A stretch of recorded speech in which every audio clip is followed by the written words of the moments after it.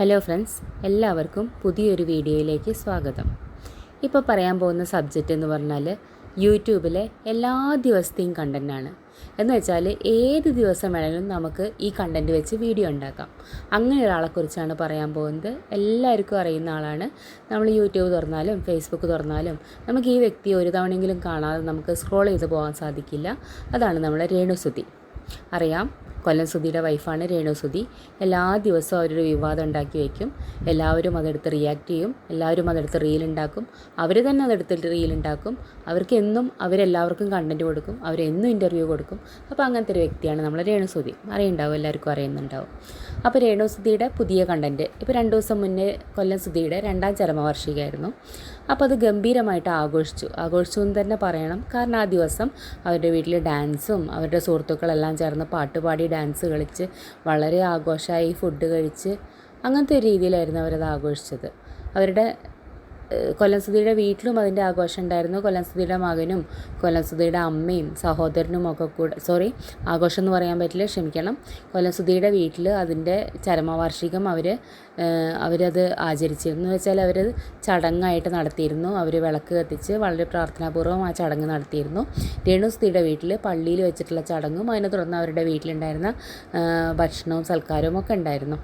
അപ്പോൾ അത് വളരെ വിവാദമായി. കാരണം ഈ ദിവസം നമ്മളെ അലൻ ജോസ് പെരേര അവിടെ പോയിട്ട് ഡാൻസ് കളിച്ചു, രേണുസുധിയൊക്കെ കൈയടിച്ച് പ്രോത്സാഹിപ്പിച്ചു. അതൊക്കെ സോഷ്യൽ മീഡിയയിൽ വളരെ ട്രെൻഡിങ് ആയി, വളരെ വിമർശനങ്ങൾക്ക് കാരണമായി. കാരണം നമ്മൾ ഒരിക്കലും കണ്ടിട്ടില്ല ഒരു മരിച്ച വീട്ടിൽ എല്ലാവരും കൂടെ ഡാൻസ് കളിക്കുന്നതും ആടി പാടുന്നതും നമ്മൾ ഒരിക്കലും കണ്ടിട്ടില്ല. അപ്പോൾ അത് കാണേണ്ട അവസ്ഥ വരെ നമുക്ക് വന്നു ഈ രേണുസുധി. കാരണം നമുക്ക് അതുവരെ കാണാനുള്ള ഒരു ഭാഗ്യം ഉണ്ടായി എന്ന് വേണമെങ്കിൽ പറയാം. അപ്പോൾ എന്തായാലും അങ്ങനെയൊക്കെ സംഭവിച്ചു. തീർച്ചയായിട്ടും ഈ രേണുസുധിൻ്റെ കാര്യത്തിൽ എന്ത് ഒരു വിവാദം ഉണ്ടായാലും പിറ്റേ ദിവസം രേണുസുധി ഒരു ഇൻ്റർവ്യൂ കൊടുക്കും.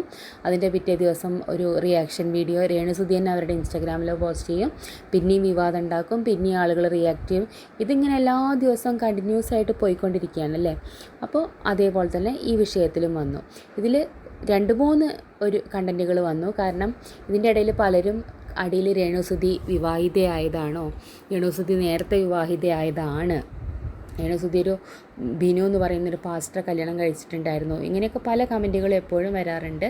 അപ്പോൾ ഈ വിവാദങ്ങൾ ഇപ്പോൾ കൊല്ലം സുധിയുടെ ചരമവാർഷികത്തിൻ്റെ അന്ന് ഇവർ ഡാൻസ് കളിച്ചു എന്നുള്ള വിവാദം വന്ന് നിൽക്കുന്ന സമയത്ത് ഇവർ ആദ്യം ഇൻ്റർവ്യൂ കൊടുത്തു. ആ ഇൻ്റർവ്യൂവിൽ അവർ പറഞ്ഞത് ഈ ബിനു എന്ന് പറയുന്ന പാസ്റ്റർ കല്യാണം കഴിച്ചോ ഇല്ലേ എന്നതിനെക്കുറിച്ചാണ്. അവർ പറയുന്നത് ബിനു എന്ന് പറയുന്നൊരു പാസ്റ്റർ അല്ല എന്നാണ് പറയുന്നത്. പിന്നെ അവർ കല്യാണം കഴിച്ചോ എന്നുള്ള ചോദ്യത്തിന് അവരൊരുപാട് അനുഭവിച്ചു, പക്ഷേ ആദ്യമായി കല്യാണം കഴിച്ചത് സുധിയാണ്, അങ്ങനെയൊക്കെ പറയുന്നുണ്ട്. പക്ഷെ അവർ കല്യാണം കഴിച്ചു എന്നും ആ കല്യാണത്തിൽ കൂടിയിട്ടുണ്ട് എന്നൊക്കെ അടുത്ത വീട്ടിലൊരു സ്ത്രീയുടെ വോയിസ് പുറത്ത് വന്നിട്ടുണ്ട്. ആ കല്യാണത്തിന് ഞാൻ പോയി സദ്യ ഉണ്ടിട്ടുണ്ട്, കല്യാണം പിന്നെ രേണു പിന്നീട് വേണ്ടാന്ന് വെക്കുക ചെയ്തതെന്നൊക്കെ പറയുന്ന വോയിസുകളൊക്കെ പുറത്ത് വരിക. അങ്ങനെ പലതരത്തിലുള്ള വിവാദങ്ങൾ ഉണ്ടായിക്കൊണ്ടിരിക്കുന്നുണ്ട്. അപ്പോൾ അങ്ങനെ രേണുസുധീൻ്റെ കല്യാണം എന്തോ ആവട്ടെ, അവരുടെ പാസ്റ്റാണ്, അതിനെക്കുറിച്ച് നമ്മൾ ചിന്തിക്കേണ്ട കാര്യമേ ഇല്ല. അപ്പോൾ ഇന്ന് ഒരു Q&A വീഡിയോ കൊല്ലം സുധിയുടെ മോൻ ചെയ്തിട്ടുണ്ട്. അപ്പോൾ ഇതിനിടയിൽ കൊല്ലം സുധി രണ്ടാമതല്ല രേണുവിനെ കല്യാണം കഴിച്ചത്, 3ാമതായിരുന്നു. 2ാമത് വേറെ വീണ എന്ന് പറയുന്നൊരു സ്ത്രീയായിരുന്നു വിവാഹം കഴിച്ചതെന്ന് പറഞ്ഞിട്ട് ആ വീണ എന്ന് പറയുന്ന സ്ത്രീ രംഗത്ത് വരികയുണ്ടായി. അപ്പോൾ അതിനെക്കുറിച്ച് ഈ Q&Aയിൽ ഈ കുട്ടീനോട്, കൊല്ലം സുധിയുടെ മോനോട് ചോദിക്കുന്നുണ്ട്. ഇപ്പോൾ നടന്നുകൊണ്ടിരിക്കുന്ന ഇൻ്റർവ്യൂസ് കുറേ സുധിച്ചേട്ടനെ കുറിച്ച് ന്യൂസ് വരുന്നുണ്ട്. അതിനോട് കിച്ചു എന്താണ് പറയാനുള്ളത്? ഒന്നും കണ്ട് തളരരുത്, മുന്നോട്ട് തന്നെ പോകൂ. അച്ഛൻ്റെ കുറേ ന്യൂസ് എല്ലാവരും ഇപ്പോൾ കേട്ട് കാണും. എനിക്കറിയാനുള്ളത് എനിക്കറിയാം എൻ്റെ അച്ഛന്, പിന്നെ അച്ഛനെ അറിയാവുന്നവർക്കും അറിയാം അച്ഛനെ. അത്രേ ഉള്ളൂ. എനിക്കിപ്പം ആ ഒരു ഇൻ്റർവ്യൂ വീണ്ടും ഇനി കുത്തിപ്പൊക്കി ഒരു സംഭവമാക്കണമെന്ന് എനിക്കില്ല. അതുകൊണ്ട് ഞാൻ അതെന്താണെന്ന് വെച്ചാൽ അതുപോലെ പോട്ട് അച്ഛനറിയാവുന്നവർ പറയട്ടെ, അത് തന്നെ അറിയാലോ ആരാന്ന്. പുള്ളി അറിയാവുന്നവർക്ക് പുള്ളി അറിയാം, പുള്ളി എങ്ങനെ ആയിരുന്നു എല്ലാവർക്കും അറിയാം. അപ്പോൾ ആ മോൻ പറയുന്നുണ്ട്, എൻ്റെ അച്ഛനെ എനിക്കറിയാം, ഇങ്ങനത്തെ വിവാദങ്ങളൊന്നും കാര്യമാക്കേണ്ട കാര്യമില്ല, എൻ്റെ അച്ഛനെ എനിക്കറിയാം എന്നൊക്കെ പറഞ്ഞ് ആ കുട്ടി കുറച്ചുകൂടെ പക്വതയോടെ ആ കാര്യം കൈകാര്യം ചെയ്യുന്നുണ്ട്. പക്ഷേ പൊതുവെ രേണു എങ്ങനെയാ വെച്ചാൽ എങ്ങനെ അതൊരു കണ്ടൻറ്റാക്കി മാറ്റാം, എങ്ങനെ ശ്രദ്ധ നേടാമെന്നുള്ള പോലെയാണ് എല്ലാ കാര്യങ്ങൾക്കും പ്രതികരിക്കാറുള്ളത്. അപ്പോൾ ഇന്ന് രേണുസുധി ഇൻസ്റ്റഗ്രാമിലൊരു വീഡിയോ ആയിട്ട് വന്നിരുന്നു. എന്റെ സുചേട്ടന്റെ ചടങ്ങിന്റെ വീഡിയോയ്ക്ക് അടിയിൽ കുറെ കമന്റ്സ് കണ്ട്. ഞാൻ അഭിനയിക്കുവാണ്, എന്റെ കണ്ണിൽ കൂടെ കണ്ണുനീര് വരുന്നില്ല. ഞാൻ ചോദിക്കട്ടെ, ഞാൻ ക്യാമറമാനെ അവിടെ ഇവിടെ നിന്ന് ഷോട്ട് എടുക്കാൻ എടുത്തത്? ഞാനൊരു കാര്യം ചോദിച്ചോട്ടെ, ഞാൻ അഭിനയിക്കും, ആൽബത്തിലും സിനിമയിലും അതുപോലെ ഓരോ റീൽസിലും ഒക്കെ അഭിനയിക്കും. എന്റെ ഹസ്ബൻഡിന്റെ കല്ലറയ്ക്ക് മുന്നിൽ എനിക്ക് അഭിനയിച്ച് നിൽക്കേണ്ട കാര്യമില്ല. ഞാൻ കരഞ്ഞാൽ നിങ്ങൾ പറയാം അത് ഗ്ലിസർ ഇട്ട് കരഞ്ഞാന്ന്, കരഞ്ഞില്ലെങ്കിൽ നിങ്ങൾ പറയാം ഞാൻ അഭിനയിക്കും ഓരോരുത്തരും കണ്ണുനീരില്ലെന്ന്. എനിക്ക് എന്തിനാണ് എന്റെ പേഴ്സണൽ കാര്യങ്ങളൊക്കെ നിങ്ങളെ ബോധിപ്പിക്കുന്നത്? എന്നെ സപ്പോർട്ട് ചെയ്ത് കുറച്ച് പേരുണ്ട്, എനിക്ക് അവരുടെ സ്നേഹം മാത്രം മതി. കേട്ടല്ലോ? നിങ്ങളുടെ ഈ നെഗറ്റീവ് കമന്റ്സോ നിങ്ങളുടെ ഈ നെഗറ്റീവ് റിയാക്ഷൻസ് വീഡിയോ ഒന്നും കണ്ട് തളരുന്നവളല്ല രേണുസുതി. മനസ്സിലായോ? എനിക്ക് സങ്കടമില്ല സുചേട്ടൻ മരിച്ചത്, എന്ത് സങ്കടമില്ലെന്ന്. ചടങ്ങ് കല്ലറയിൽ ചടങ്ങും വീട്ടിലെ ചടങ്ങും കഴിഞ്ഞാൽ ആ ചടങ്ങ് കഴിഞ്ഞു. അന്ന് പറഞ്ഞാൽ എനിക്ക് സങ്കടമില്ല, സങ്കടമുണ്ടെന്ന് പറഞ്ഞാൽ ഞാൻ നിങ്ങളുടെ മുന്നിൽ എപ്പോഴും കരഞ്ഞുകൊണ്ടിരിക്കണോ? എന്റെ സഹപ്രവർത്തകരും എന്റെ കുടുംബക്കാരുമായിട്ട് എനിക്കൊന്ന് ചിരിക്കാൻ പാടില്ലേ? എനിക്ക് ചിരിക്കാൻ വിലക്കുണ്ടോ ഈ ലോകത്തിൽ? എനിക്ക് മാത്രം നഷ്ടമില്ലെന്ന്. പിന്നെ എൻ്റെ ഭർത്താവിൻ്റെ ചടങ്ങിന് ഞാൻ ആഘോഷിക്കുന്നതിന് നിങ്ങൾക്കെന്താ, ഞാൻ ചിരിക്കുന്നതിന് നിങ്ങൾക്കെന്താ, ഞാൻ ചിരിക്കുന്നത് പിന്നെ ഞാൻ സന്തോഷിക്കുന്നതിന് നിങ്ങൾക്കെന്താ, ഞാൻ കരയുന്നോ എന്ന് നിങ്ങളെന്താണ് നോക്കുന്നത് എന്നൊക്കെ പറഞ്ഞിട്ട്. അത് നമ്മളിത് നോക്കാൻ കാരണം എന്താണെന്ന് വെച്ചാൽ ഒരു ചടങ്ങ് നടക്കുമ്പോൾ അവർക്കതൊരു സ്വകാര്യ ചടങ്ങായിട്ട് നടത്തായിരുന്നു. പക്ഷെ അവർ എല്ലാ ആളുകളെയും കല്യാണം വിളിക്കുന്നത് പോലെ വിളിക്കുന്ന വീഡിയോ ഒക്കെ വളരെ ഹാപ്പി ആയിട്ട്, നീ വരില്ലടാ, നീ ചടങ്ങിന് വരില്ലടാ, അപ്പം തികയാവോ എന്നൊക്കെ പറയുന്ന വീഡിയോ നമ്മൾ കുറേ കണ്ടതാണ്. അപ്പോൾ അങ്ങനെ വിളിച്ചു വരുത്തി ഇവിടുത്തെ റീലെടുക്കുന്ന അല്ലെങ്കിൽ ഈ മഞ്ഞപ്പത്രം പോലെയുള്ള ചാനലുകളുണ്ട്, എല്ലാ സെലിബ്രിറ്റീസിൻ്റെയും പുറകെ നടന്നിട്ട് ചേച്ചി ഇന്ന് ഫുഡ് കഴിച്ചോ, ചേച്ചി ഇന്ന് എന്താ ഡ്രസ്സ് ഇട്ടോ, ചേച്ചിക്ക് ഈ ലിപ്സ്റ്റിക്ക് ചേരുന്നുണ്ടെന്നൊക്കെയുള്ള തറ വർത്താനം പറയുന്ന പോലത്തെ ചില ചാനലുകളുണ്ട്. അവർ ഈ രേണുസുധീൻ്റെ പുറകെ എപ്പോഴും നടക്കുന്നതാണ്. ഈ ചടങ്ങിന് അവരെ മുഴുവൻ വിളിച്ചു വരുത്തിയ പോലെ വരുത്തിയത്, ഈ ചടങ്ങിന് എന്നുള്ള രീതിയിൽ അവരെ വിളിച്ചു വരുത്തിയിട്ട് ശ്രദ്ധ പിടിച്ചു പറ്റിയതും അവർ സകല വീഡിയോ എടുക്കുന്നതും ഈ രേണുസുധിയുടെ അറിവോടുകൂടെ തന്നെയാണെന്ന് നമുക്ക് മനസ്സിലാക്കാൻ പറ്റും. അതുകൊണ്ടാണ് രേണുസുധി പള്ളിയിൽ പോയി കരയുന്നില്ല, കുനിഞ്ഞ് ആ കല്ലറയുടെ മുന്നിൽ നിന്നിട്ട് ദുഃഖത്തോടു കൂടെ കുനിഞ്ഞ് നിൽക്കുന്ന വീഡിയോ ഒക്കെ നമുക്ക് കാണേണ്ടി വന്നത് ഈ ഓൺലൈൻ ചാനലുകളെ അവർ വിളിച്ചു വരുത്തിയത് കൊണ്ടാണ്.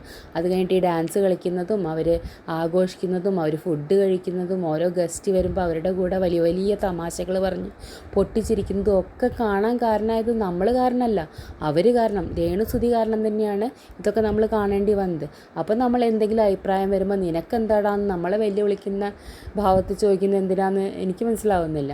എന്തായാലും അങ്ങനെയൊക്കെ സംഭവിച്ചു. അതിൻ്റെ ഇടയിൽ അവിടെ ഡാൻസ് കളിച്ചത് നമ്മൾ അലൻ ജോസ് പെരേരയാണ്. അലൻ ജോസ് പെരേര ഇന്നൊരു ലൈവ് വന്നു. രേണു ചേച്ചി പറയണ്ടായിരുന്നു, വീഡിയോ കണ്ടില്ലായിരുന്നു. അപ്പൊ രേണു ചേച്ചിക്കും പറയാറുണ്ട് എന്റെ ഭർത്താവിന്റെ 2ാം വാർഷികമാണ്, നീ ഇത് ഇവിടെ ചെയ്യരുത് എന്ന് രേണു ചേച്ചിക്ക് പറയാറുണ്ട്. പക്ഷെ പുള്ളിക്കാരത്തിയും പറഞ്ഞില്ല. അപ്പൊ ഇവിടെ തെറ്റ് പറഞ്ഞിട്ട് കാര്യമില്ലല്ലോ. ശരിയാ, ആരും പറഞ്ഞില്ല. നമ്മൾ ചെയ്തത് തെറ്റാണ്, തെറ്റിപ്പോയി. ആൾക്കാരെ ശരിയാ ഇപ്പൊ പറഞ്ഞ പറഞ്ഞു തരാനായിട്ട് രേണു ചേച്ചിയോ മറ്റുള്ള ആൾക്കാരൊന്നും ഉണ്ടായില്ല. എടാ നീ അങ്ങനെ ചെയ്യരുത് എന്ന് പറഞ്ഞെങ്കിൽ അവൻ ചെയ്യില്ലായിരുന്നു. പക്ഷെ കൂടെ ഉള്ള പോയവന്മാരും പറഞ്ഞില്ല. ഞാനുണ്ടായിരുന്നെങ്കിൽ ഇവരെ തലക്കിട്ട് 2 അടി ഞാൻ കൊടുത്തിട്ട് ഇവരെ കൊണ്ടുവന്നാനെ. കാര്യം എന്താ വെച്ചാൽ ഞാനൊരു കലാകാരനാണ്, സിനിമയിലേക്ക് കയറാൻ നിൽക്കുന്ന ഒരാളാണ്. സുധിയേട്ടൻ എന്ന് പറഞ്ഞ വലിയൊരു കലാകാരനാണ്.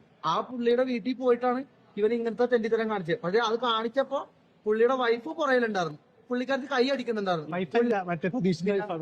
അദ്ദേഹത്തിൻ്റെ സുഹൃത്തിൻ്റെ കൂടെ ലൈവ് വന്നിട്ട് അലൻ ജോസ് പെരേര പറഞ്ഞു, പിന്നെ ഞാനവിടെ ഡാൻസ് കളിക്കുമ്പോൾ രേണുസുധിക്ക് വേണമെങ്കിൽ പറയായിരുന്നു ഇന്നെൻ്റെ ഭർത്താവിൻ്റെ ചരമദിനമാണ്, നിങ്ങളിവിടെ ഡാൻസ് കളിക്കരുതെന്ന് പറയായിരുന്നു. പക്ഷെ അവരത് പറഞ്ഞില്ല.